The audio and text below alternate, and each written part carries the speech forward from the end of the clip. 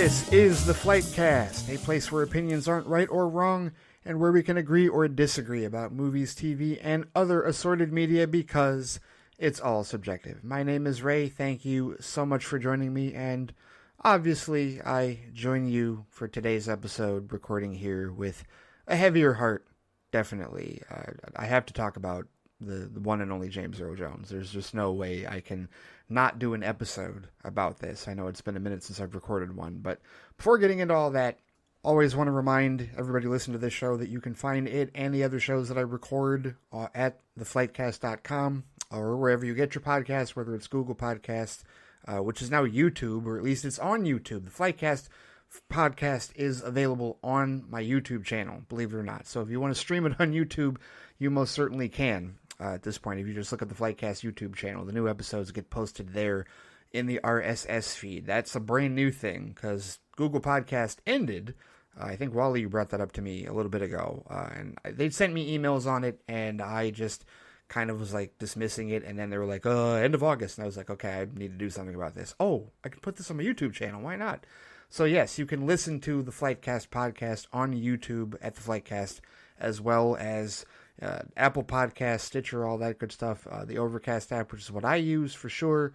That's where you can listen to all of the latest and greatest episodes of my shows that you can also find at theflightcast.com. And of course, thank you to all of the patrons at patreon.com/theflightcast for your very, very loyal support as well. Hope that you enjoy all the bonus content that is there and the continued promise of more bonus content to come. That is for sure. So thank you very much. Greatly appreciate that.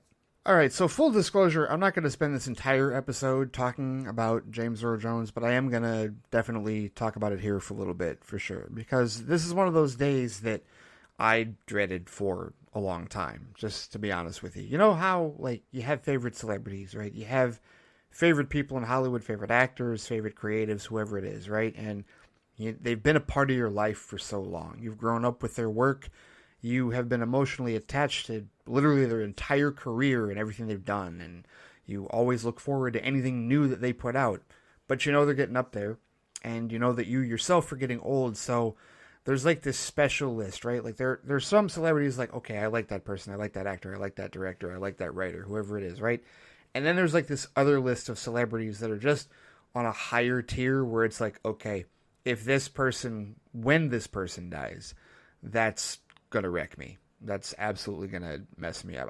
That was how I felt a couple years ago when Nichelle Nichols died. That was really, really emotional, especially since I'd actually met her very briefly in real life. So that was a very special, emotional moment for me, if you will. But this was definitely one of those, knowing how old James Earl Jones was, how long he'd been around, was definitely one of those. And I'd even told my coworker, Craig, the one that I've mentioned before, is a huge Star Wars fan, biggest Star Wars fan I've ever known. I told him years ago when we still worked at our old TV station, I said, look, when this day happens, that's going to be devastating. I mean, there's no two ways about it. And it's something because he was 93, right? So 93 is a good out. My grandfather made it to 93 a couple years ago, and that's a full life. That really is. That's a hell of a life, a hell of a career, and, so many incredible credits to James Earl Jones' career, right? And you can just look on social media, like, the last couple of days on Threads, since this was announced on Monday, which, by the way, just as an aside, I'm beginning to really hate Mondays, seriously, because, like, how many weeks ago was it on a Monday that the Acolyte cancellation got announced, and now this? It's just, no, Mondays are even worse. Garfield was right. Mondays suck.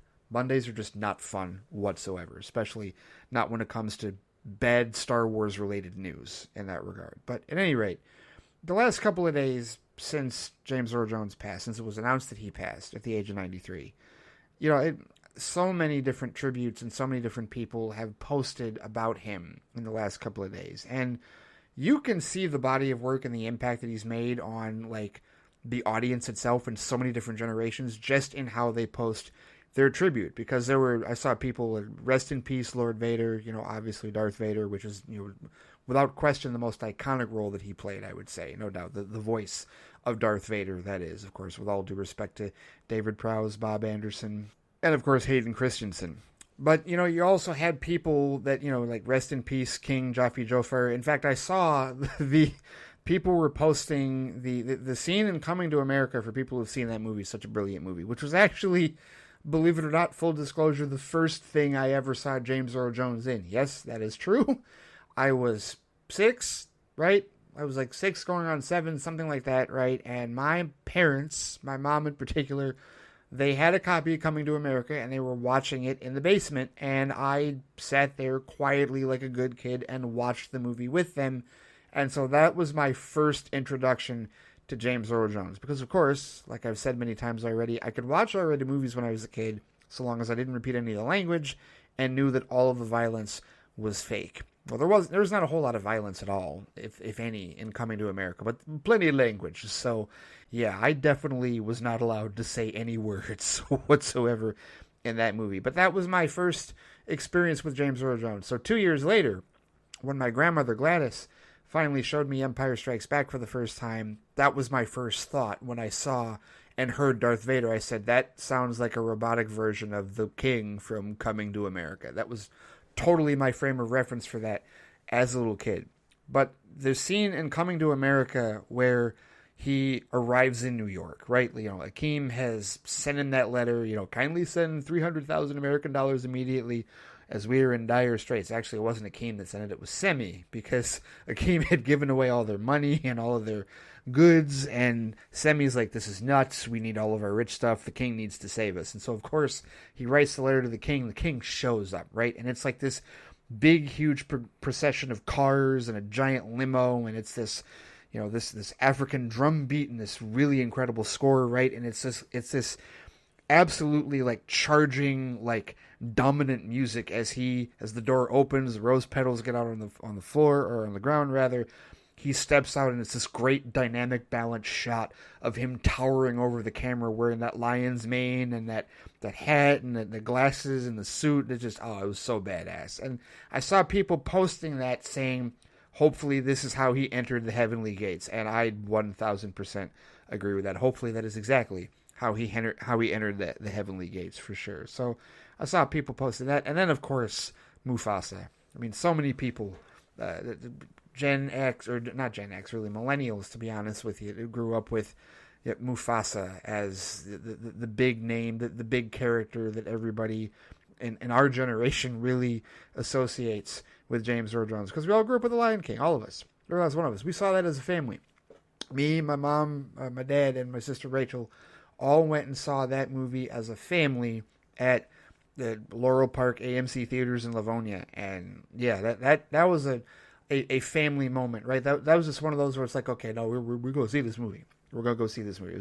It was understood. We're going to go see this movie. And very emotional movie. And, when you ask people what their like favorite Disney movies are, usually it's one of the top 4 answers, along with Aladdin, Little Mermaid, and Beauty and the Beast, most of the time, in my experience. You get some outliers like myself, who really loves Mary Poppins. But at any rate, when you have somebody like James Earl Jones, an incredible talent that is associated with so many iconic characters over the years, that's how you know they've lived such a rich and full life. And that's how you know how much of an emotional impact they've had on the audience. So while he had an incredible career, while he had an incredible life, while he made it to 93, it's his impact on all of us as the audience that still makes this tough, that still makes this really emotional, that still makes us, I saw people saying now we know how Simba feels, that when, and it's from 2 different scenes, right? There's the first scene when Mufasa's dead and he's trying to wake him up, but then there's the other scene where he appears to him in the cloud, and says, remember, you have forgotten me. Remember, you are my son and the future king, right? I'm paraphrasing, but, and there's that moment where he, goes off into the wind. He's like, no, don't leave me. And it's just, a lot of people have had really, really emotional moments with that scene, with those scenes, obviously, for obvious reasons, the last couple of days. And again, that just tells you, how incredible his career was and how impactful his career was, right? That we have, and that's just the 3 biggest, I would say the 3 most iconic roles that he's played, in popular culture, right? Again, Darth Vader, voice of Darth Vader, King Jaffe Joffer from Coming to America, and Coming to America, the sequel. He was in the sequel which ironically his character passed in the sequel. Spoiler alert for people who haven't necessarily seen that film. And of course Mufasa from The Lion King, right? Those are like the three biggest roles that he's known for. But he's had such a massive career. I mean, so many movies, so many television appearances, and just some that come to mind. He was Lieutenant Lothar Zog in Doctor Strangelove, which that was the first film he was ever appeared in theatrically in 1964. That's a Kubrick film that I've seen bits and I've seen it. Like I need to watch it again. I picked it up actually. It's a part of the Criterion collection. I own it. And I do need to sit down and watch it. I was thinking, like, okay, what James Earl Jones movies am I going to watch pretty soon here? And Coming to America is, like, the easiest one, right? Star Wars is easy. In fact, to be honest with you, that Monday when I went to the gym, I totally worked out to A New Hope score from John Williams. I had it on the mind, and it just seemed appropriate. It really did, to be honest with you. But he was in Doctor Strangelove.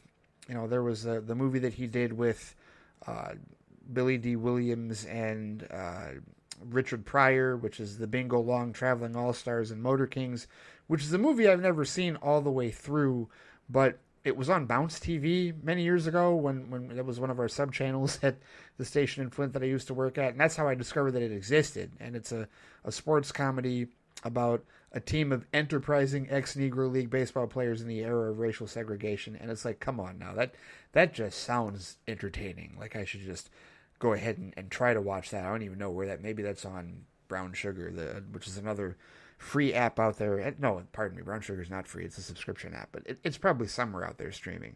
There's a movie called Claudine from 1975 where he co-stars with Diane Carroll. That is a Criterion movie. I've seen it like during the Criterion sale back in July. I saw it at like a bunch of different Barnes and Nobles that I went to when I was picking up Criterion movies.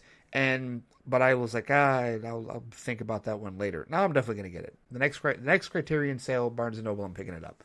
Definitely going to pick it up. Definitely going to watch it for sure. I have to at this point. Come on now. Because there's a lot of other of his work that I would like to see. A Piece of the Action, that's a movie that, anybody remember, or anybody that's aware of like the Bill Cosby, Sidney Poitier, like team-ups, that's one of them, A Piece of the Action. And what's cool about it, I mean, this is really young. We're talking 70s. This is younger James Earl Jones. This is the same year. It came out the same year as Star Wars. But that movie, Bill Cosby and Sidney Poitier play two high-class thieves that have managed to evade arrests, but a retired detective blackmails them into working for a youth center and into assisting in the reformation of juvenile delinquents. I've seen this movie multiple times, and I really like it. But yeah, James Earl Jones is the retired detective, Joshua Burke, that blackmails them into the community service work. It's cool. It's a really cool movie from the 70s, truthfully. I saw some people on Threads talk about Thulsa Doom, bringing up that's the villainy. That's kind of the unsung,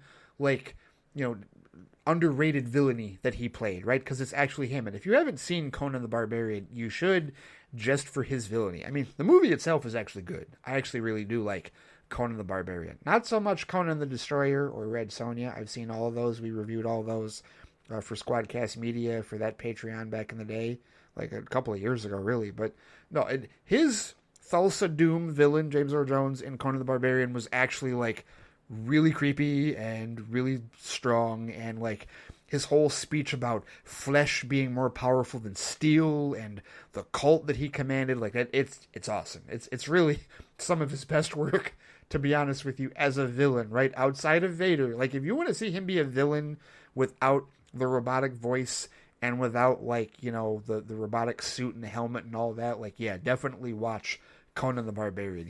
And if you want to see him with long hair too, because the long hair makes him creepier, right? I just think of the line where he just goes, "Crucify him." Oh, it's so good. It really is. It's so good. But that's like 1980. That was the year I was born, 1982, when that came out. Some of the other movies, I know so many people have talked about Field of Dreams. I've only watched Field of Dreams once all the way through. I need to rewatch it. I definitely need to rewatch it now, for sure. But that was also one that I didn't see when I was younger. I saw it much later in life, to be honest with you. So, but a lot of people have talked about his role in that film, and of course that also, because it's baseball related, it brings up his cameo in The Sandlot as Mr. Myrtle, and I love the whole thing where they find out, what happened to the Babe Ruth ball, and he's like, I take it back, you're not in trouble, you're dead where you stand. It just, that voice, man, just that presence on camera, it was awesome. There was a series of movies, the Jack Ryan movies. I love his role in the first three Jack Ryan movies as James Greer, Admiral James Greer, right? Because he was in The Hunt for Red October in 1990, where Alec Baldwin first played Jack Ryan. Then he was in Patriot Games playing the same character. That's the first one with Harrison Ford. So yes, of course, that's Darth Vader and Han Solo working together, and Mace Windu also working with them in this movie. And they're working together to take down IRA terrorist Ned Stark. Yes, Sean Bean. That was the first Sean Bean movie I ever saw. Yes, I saw that before GoldenEye, for sure. So, but he was awesome in that movie. He was also awesome in Clear and Present Danger, which is like the third and final Jack Ryan movie that he was in. So he was cool in those movies. And then like one of my favorite, like this is like one of the most underrated, like unsung roles that he's played as Mr. Moses, Ernest Moses in The Meteor Man. Seriously, if you haven't seen The Meteor Man, that is like a cult classic superhero movie. It's a cult classic black superhero movie. And that cast, I mean, you're talking about, I mean, it's one of Robert Townsend's like best films. Like it is a gem. Like it really is a cult classic. And I love it and I own it because I finally, like they reprinted a version of it on Blu-ray. It's like $20. I picked it up earlier this year off of eBay, and it's so good. But his character in that movie is a really awesome change of pace because he plays like the fraidy cat elder neighbor who is terrified of the gangs, and he really personifies the fear of gang warfare. And he's also the one that has to make the biggest leap in terms of his character development and really become the courageous one to lead the charge of everybody fighting back against the Golden Lords. And I mean, it's such a who's who. It's such an all-star cast of black actors, and to just have him in there is just like, damn, wow, what an incredible cast. But he was amazing. Like, I love his role in that movie, and just we watched Judge Dredd a couple of years ago for Squadcast Media and found out he was the narrator. Like, what? Just out of nowhere, his voice is so unmistakable. It's just like, yeah, you know who that is. There's no mistaking who this could possibly be. That was a random turn in that regard. And just, there's so many other credits. There's movies in here that I haven't seen. Like, my family, they saw Welcome Home, Roscoe Jenkins, and they said that was really good. And I have not seen that movie, and I would really like to see that movie at some point. I'm going to watch it in the not too distant future because I've heard it was a good movie, and I've heard that he was really good in that movie. And then, of course, aside from reprising King Jaffe Joffer in the Coming to America sequel, he also came back to play, to do the Darth Vader voice for Rogue One in 2016, and also for The Rise of Skywalker in 2019. So that was awesome. And, I know that they've talked about this whole, he signed his rights so that they can recreate his voice electronically for future stuff going forward. No. I'm not in favor of that. I know Disney's going to do it, and I know it's going to happen, and I'm sure that there's going to be a part of me that's just going to accept it. But, it's not going to be quite the same. We're going to know, right? Those of us that are massive fans, we're going to know that this was done, before. We know all the lines. We know everything that he said. Even from Rogue One, we know everything that he actually said, and we're going to know what they put together for, after his passing in that regard. But it is what it is. I mean, again, that's how big of a mark that he's made with respect to all of our lives, right? Generationally speaking, right? And that's just movies, television. I mean, so many television credits. He was a guest star on Sesame Street. He was in Roots, The Next Generations. He was in Highway to Heaven, L.A. Law, The Simpsons. And The Simpsons, this is cool because he was in 3 episodes of The Simpsons, but the big one, he was in the first Treehouse of Horror. If you remember, anybody that remembers or has seen the very first Simpsons Halloween special, he's all over that, right? Because he's the voice of the moving man. He's the voice of one of the aliens. The first time that we meet Kang and Kodos ever in Hungry Are the Damned, the short from in the middle of that episode. And he's the one narrating the Raven that, Homer and Ravenized Bart, as Lisa's telling the story in the treehouse. That is James Earl Jones narrating it so beautifully and so perfectly. And that was my introduction to the Raven. I'd never even heard of the Raven, right? Edgar Allan Poe and all that. As a kid, I'm 8 at that time, like maybe 7 going on 8. Maybe I was about to turn 8. Like that was October 1990, and it was like that was my introduction. My introduction to Edgar Allan Poe was literally read by James Earl Jones, like as a part of a Simpsons Halloween special. So yeah, it was fantastic, seriously, and go back and watch those episodes, that particular episode, and his voice popped up in a couple of other episodes as well. But there and then of course one of my favorite appearances. I know he was a lot of people talk about the Will and Grace episode that he was in, but one of my favorites was he was in a 4th season episode of Frasier called Roz's Krantz and Goldenstein Are Dead. And in this episode of Frasier, it was a situation where Roz was having to serve community service because she got like too many speeding tickets or whatever, right? And the thing is, she was volunteering at an old folks home, and it was freaking her out because every person that she would try to help ended up dying, right? And they started calling her the Angel of Death. And so at the same time, the subplot of this is Frasier is feeling unfulfilled because he doesn't think that he's not seeing the fruits of his labor in terms of people that he's helped. No one has come back to him, like called back to his radio show and like said, "Hey, Dr. Crane, you really helped me." Like he doesn't feel that satisfaction knowing that he's helped anyone.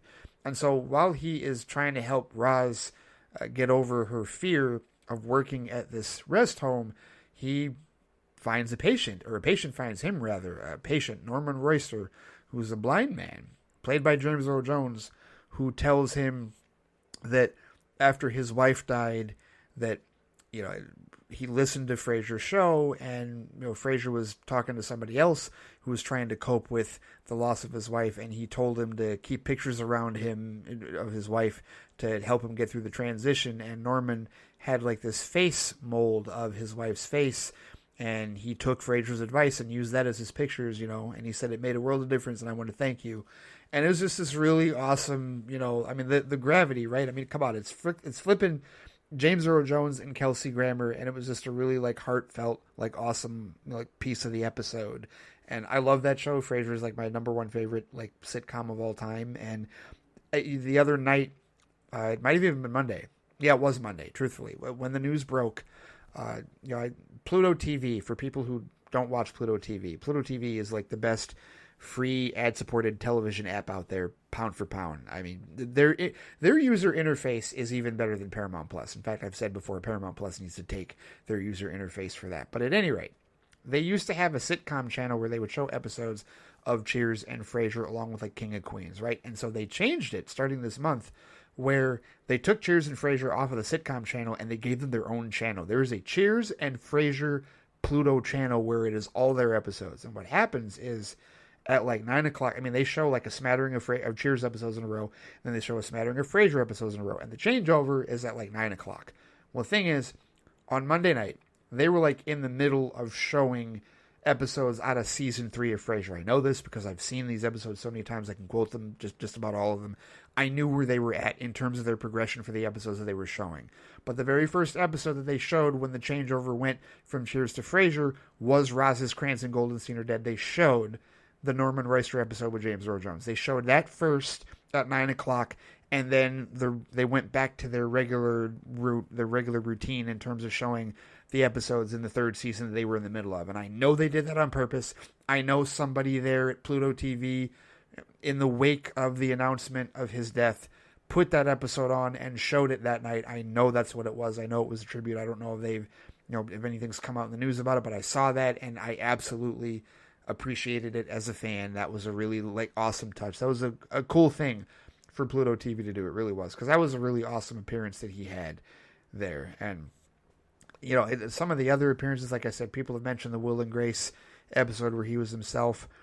He was in an episode of House, 6th season, where he played this African like dictator Dibala. This episode called The Tyrant. It was a very chillingly powerful, him sparring with Hugh Laurie's Gregory House. For anybody that watched that show, I got through the first 7 seasons of that show. I need to finish that show. That is a show that I did not get to finish. I need to finish that show for sure. Really, really loved that show. And then probably another one of my favorite cameos is when he was in The Big Bang Theory, and he played himself. It's an episode called The Convention Conundrum, and this is historic because this is an episode where, like, he's hanging out with Sheldon, like, as himself, and they're doing, like, a bunch of, like, best friend crazy things. And one of the things that they do is they prank Carrie Fisher. They go up to her doorbell, and they ring the doorbell, and they run away. And she comes out with a bat in her robe, and she's like, "It's not funny anymore, James." And he's like, "And why am I laughing?" And what is historic about this is that is the first time, I read that was the very first time that James Earl Jones met Carrie Fisher. I read this somewhere. If somebody can corroborate or disprove this, cool. Like, I don't know. But, like, I read that was the very first time they met. Because, again, like, he was the voice, so he recorded all of his lines elsewhere. He wasn't, like, on set, like, acting in person with everybody through the Star Wars trilogy. So, like, yeah, that was really cool. But they, like, had that scene together, right? And I mean, Carrie Fisher, may she rest in peace. My goodness, another incredible soul that we lost some years ago, back in 2016. But yeah, that's cool. That's really awesome. He reprised his Darth Vader voice in Rebels, and of course we heard him in Obi-Wan Kenobi. That was, his final role, if you will, before he passed, because he hadn't done any acting. He'd done a bunch of stage acting, like he did Driving Miss Daisy, among other things as well. But yeah, like, yeah, just an incredible career. I mean, so many credits.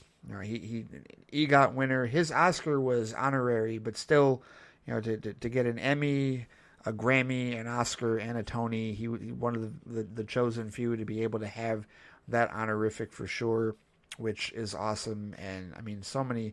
Look at these plays, man. Hamlet, King Lear, Iceman Cometh of Mice and Men, On Golden Pond, Driving Miss Daisy, like I mentioned before. Much Ado About Nothing, Othello, of course. Like, there's so much here. I mean, he was just such an incredible class act. And everybody, you hear all the stories. Like Kevin Costner talked about how awesome he was on Field of Dreams, and you had Arnold talked about how awesome he was because Conan was like his first role, and he's like he helped me practice lines and run lines in my trailer and helped me with my speaking and all that, and just so many amazing impacts that he made on everybody. And the piece de resistance for me, the big one, the University of Michigan posted this on Monday as well. 8 years ago, when Jim Harbaugh, then head football coach of the Michigan Wolverines, was in his second season as head coach, they made a hype video, brand new hype video for Michigan football that they play at the beginning of football games at Michigan Stadium in Ann Arbor.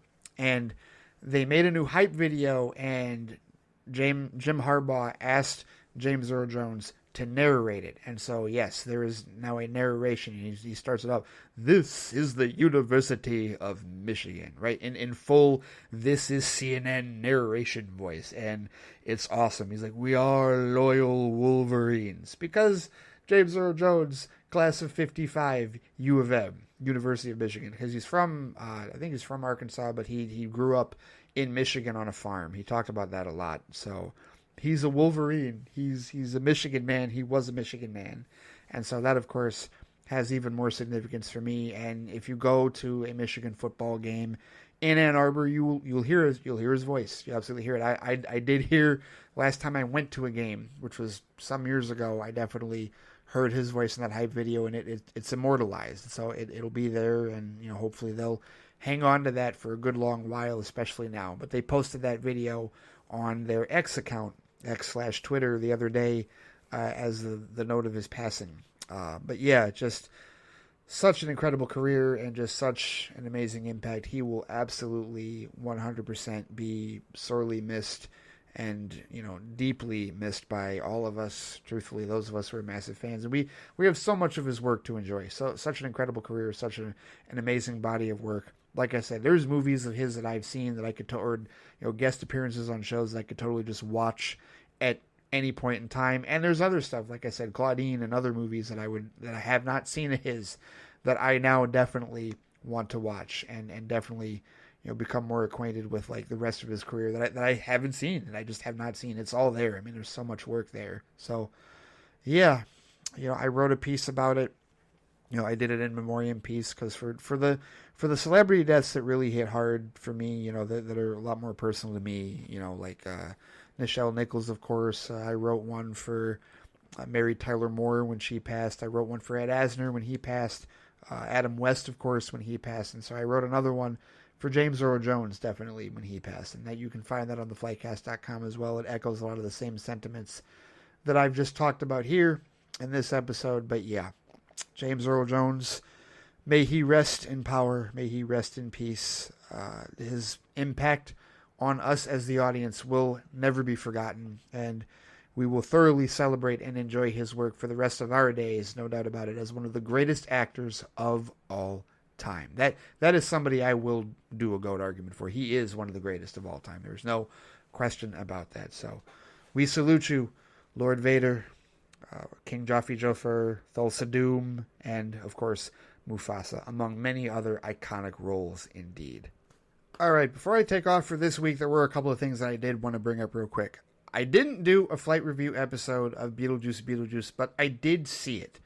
Long story short, I liked the movie. I did. I really liked it. But to be honest with you, I had to temper my expectations personally, and this isn't going to be spoilers. I'm not going to reveal any spoilers here. This is spoiler free.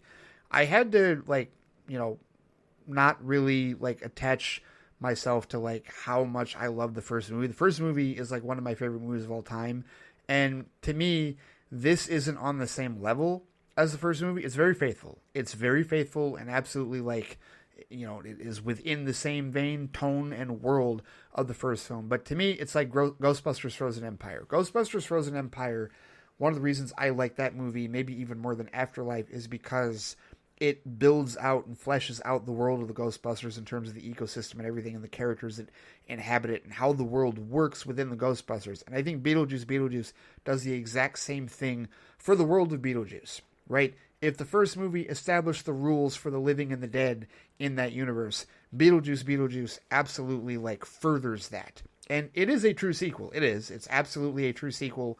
The plot line is not quite as organic as it is in the first film because you're dealing with different characters in that regard, and it's a different ecosystem, and you're not having to be introduced to what the rules are. I mean, you might know some new rules or see some new wrinkles to it, but you're really learning how this world between the living and the dead actually works and coexists. And that's really the vein of what this movie is, truthfully. And I mean, look, that's what I would say about the story and what I would say about the structure of it. But as far as the tone, I mean, Tim Burton understood the assignment. It's his damn franchise. He totally gets it.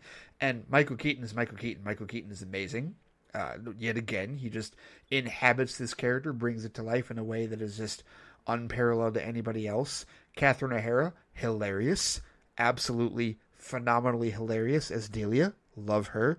Justin Theroux, surprisingly hilarious. And I say surprisingly because I haven't seen a whole lot of his other work. I can't even think of a thing of his that I've seen in the past. But he was funny. He was really good. Willem Dafoe. Willem Dafoe, fantastic.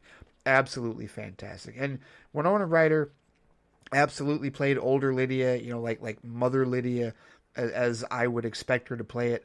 And of course, Jenna Ortega as Astrid, she fits into the world, and is not playing a Wednesday. She kind of is, but it's it's more of the doubter that has to be initiated into this world, if you will. That's as close to a spoiler as I can give you, but not really a spoiler, to be honest with you, because it doesn't really get into detail about how all that happens. But no, I liked it. I did. I really liked it. It's definitely one that I will be pre-ordering in glorious steelbook form. Pre-orders for that are already up. To be honest with you, I'll put it right next to the first one. So yeah, I didn't do a review for it. Sorry about that, but I did very much enjoy the film. Danny Elfman did a great job, of course, with the score. Everybody understood the assignment. Everybody absolutely understood the assignment and the tone of what they were working with this film. And yeah, no, it's aces. And it's doing really well at the box office. So if they want to continue it on, I mean, I'm sure Keaton would continue, and I'm sure Winona Ryder and Catherine O'Hara and even Jenna Ortega, I'm sure they would all continue on, depending on how things go. And Willem Dafoe, oh my goodness, yes, definitely, for sure. So yeah, no, I really like Beetlejuice. So that is my really brief review of that, since I didn't do a flight review episode for that. So about this whole rumor about Josh Brolin being offered the role of Hal Jordan in Lanterns and him apparently turning it down and Deadline and the trades trying to make a story out of it. It's not a story. it's a non-story because it was a rumor in the first place. Gunn never confirmed it. There was never anything official. I still don't think he's commented on it. Like I get notifications from his Threads account when he posts things, and he's posted a lot of stuff. He's a very active poster. I've seen him post nothing confirming or denying Josh Brolin ever being offered the role of Hal Jordan in Lanterns. So to me, especially considering where that rumor started from Mr. Chattanooga FBI, I never paid any attention to it. And, this idea of trying to make it a story that, apparently he won't be, it's not a story. It's not a story at all. Because he was never offered it. We were never given any confirmation that he was offered it. Look, trades, I don't care if trades post that. Like, it's still rumors at the end of the day. And they get things wrong too, right? Like, it's not like the trades don't screw things up. They just screw things up a lot less than Scooper Madness. Scooper Madness screws up all the time. Scooper Madness throws whatever is at the wall to see what sticks to try and get your attention. Trades don't do that. Somebody heard something, and, maybe it came from Chattanooga FBI. Sometimes the trades do hear something from Scooper Madness, and they roll with it for whatever reason, because maybe they have another source that they verified it, or they think is verified. They're like, okay, let's go with this. But I could not care less about Josh Brolin turning down, if he was even offered the role of Hal Jordan. Because the era of the DCEU has taught me to just absolutely dismiss rumors. I don't pay attention to that shit, seriously. That's why I didn't say anything when it first popped up, and I'm only bringing it up now because I saw a few of you post about it, and it's like, whatever. It's nothing. It's literally nothing. All focus is on Creature Commandos in December and Superman, as far as the launch of the DCU. Lanterns, we'll get to that, okay?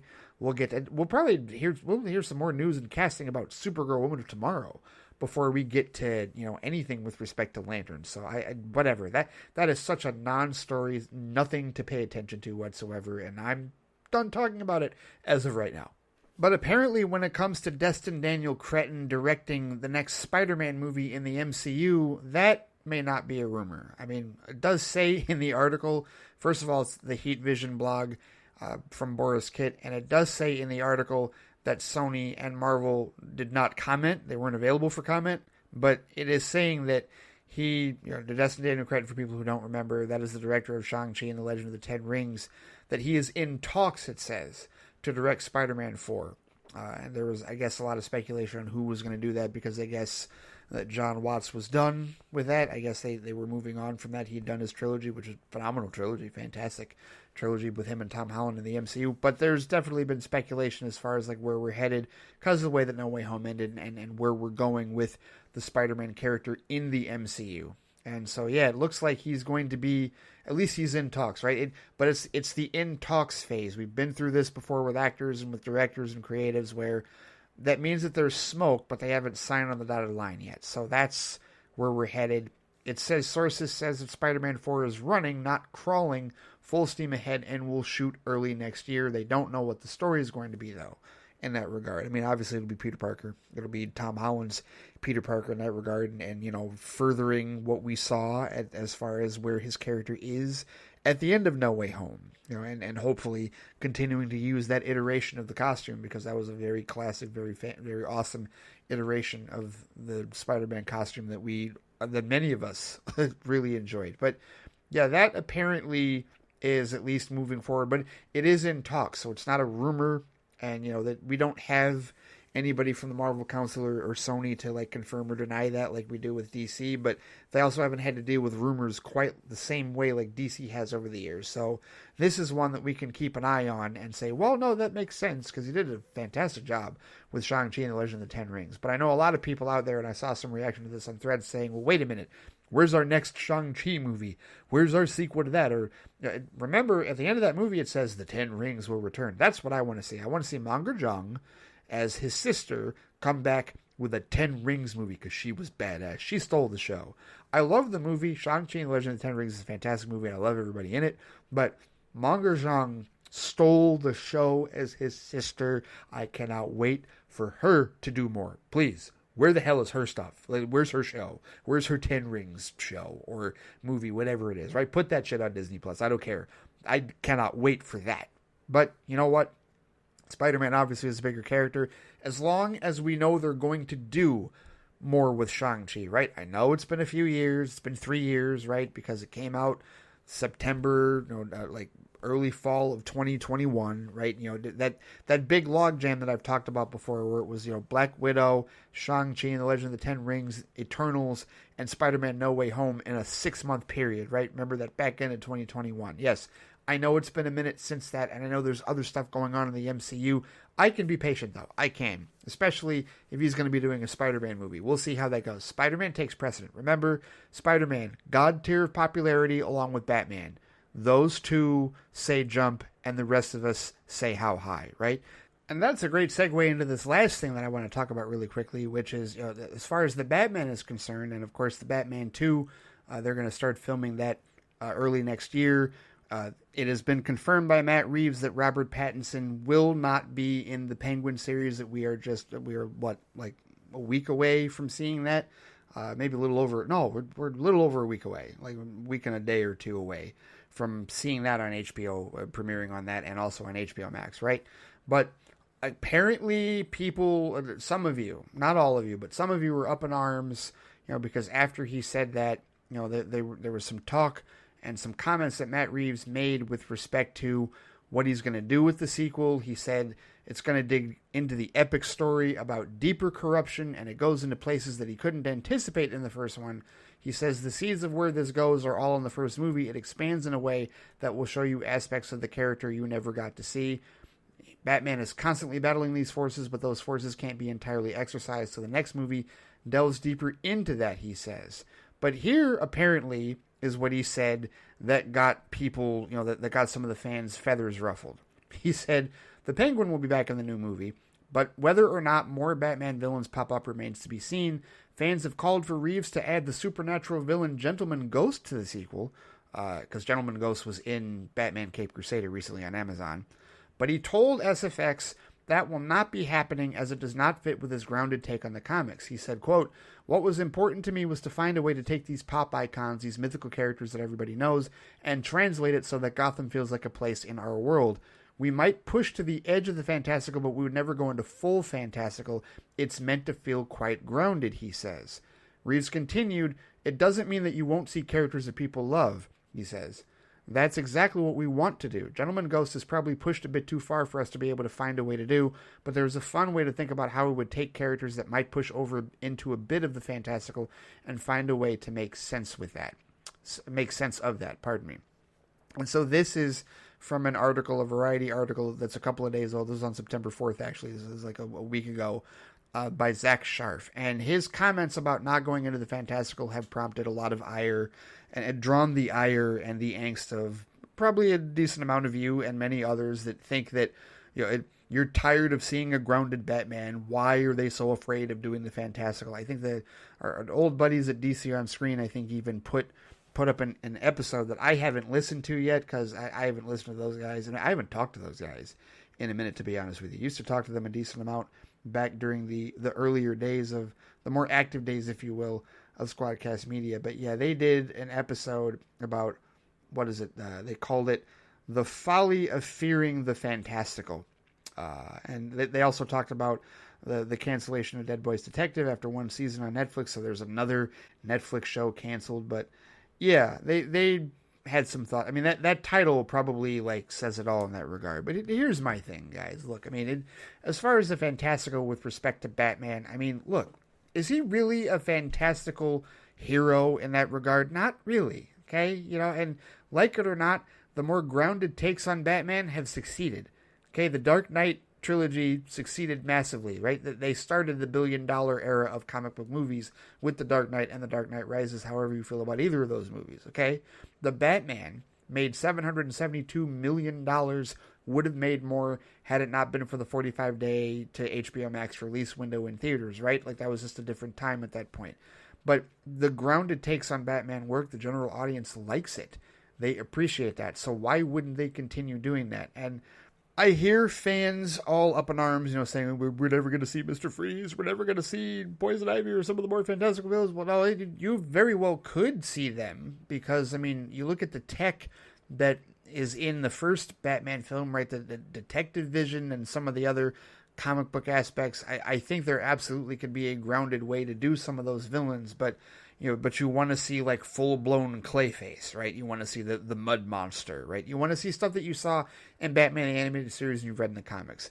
And on one hand, I get that. But on the other hand, it's like, why are we complaining about it? Like, to me, Matt Reeves, again, this is about creative freedom.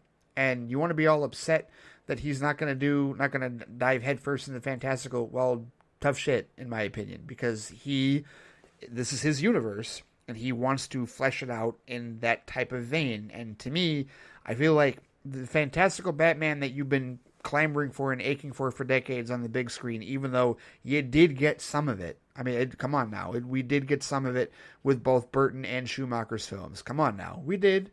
However you feel about Batman Forever and Batman and Robin, they definitely leaned more into the campy, fantastical stuff. They did. Come on now. Again, however you feel about it, maybe this means you're going to have to be a little less harsh about Batman and Robin. And maybe I'm saying that because I saw it again recently for the first time in years, and I don't hate it as much as I used to. That's a discussion for a whole nother day. If you want to talk about that on Flight Chat, we totally can. But my point is, if you're so starved for fantastical Batman villains, then just wait for The Brave and the Bold. And I would also say that to people who are starved for Bat Family. Wait for The Brave and the Bold. Because we know what we're getting with The Brave and the Bold. We know we're getting a Batman that is going to be in a universe where Superman is fully fleshed out with a Green Lantern and a Mr. Terrific and a Hawk Girl and all the other characters that we know are in Superman, right? We know that DCU Batman is going to be fully formed and the fantastical is going to come there, right? We know it's not going to be this incredibly grounded affair when that Batman movie happens, okay? So I realize that trying to tell fans to be patient for that is like asking for, social media to be non-toxic or a lot less toxic. I get it. It's a fool's errand. But still, come on, guys. Why are we coming at Matt Reeves for any of this? Matt Reeves should be allowed to do whatever the hell he wants. Creative freedom, okay? Creative freedom. The fantastical Batman will arrive in the DCU. So guess what? If you want to see it, you better be front and center for Superman. And you better make sure that they help propel the general audience to go see Superman, right? Let's hear some good word of mouth. Stop trying to, tear it down, the gatekeepers that are trying to hold it up to Man of Steel standards and be unfair with it. No. If you want to see Fantastical Batman, then you better hope that the DCU gets off to a good start so that it can even happen. So that it will even show up, so that Brave and the Bold will exist in that regard, right? Because it is riding on the success of Superman. There's no doubt about that. If you want to see Fantastical Batman, right? If you want to see that world fleshed out, as many of us do, as I want to, right? But I don't want to infringe on Matt Reeves. I want Matt Reeves to tell the story he's going to tell. I'm not going to rake him over the coals or even give him even remotely a hard time because he's not doing Bat Family or because he's not doing fantastical villains. He gets to do whatever the hell he wants, especially after making, subjectively speaking, the best Batman movie made to date, as far as I'm concerned. So, you know what? Leave Matt Reeves alone. Lay off of him if you're someone that is so irked by his comments about not stretching into the fantastical. That's all I have to subjectively say with respect to that one. And with that bit of a roundup at the end of it, I think that'll do it for this particular episode of the Flightcast. Thank you so much for listening to the show. Thank you so much for your support. Thank you so much for continuing to be patient with me as I really do try to get my organization in gear with respect to these episodes. If you have any thoughts that you wish to share with respect to anything I talked about in this episode, you can share your memories and your thoughts on James Earl Jones. A couple of you, I think, have already sent in emails about it as well. But no, definitely, you want to reminisce about what James Earl Jones meant to you as far as his incredible career and your favorite roles of his, absolutely share that. If you have any thoughts on anything else I talked about with respect to, the non-story of around Lantern, any of the stuff with Spider-Man 4 or the Batman Fantastical or anything else that I brought up with respect to this episode, you know where to find me on Threads at The Flightcast, on Instagram at The Flightcast. There's the Flightcast Facebook page, and of course I can be reached by email at ray@theflightcast.com. All right, take care, stay safe out there, have a great rest of the week, and I will see you all next time. Take it easy.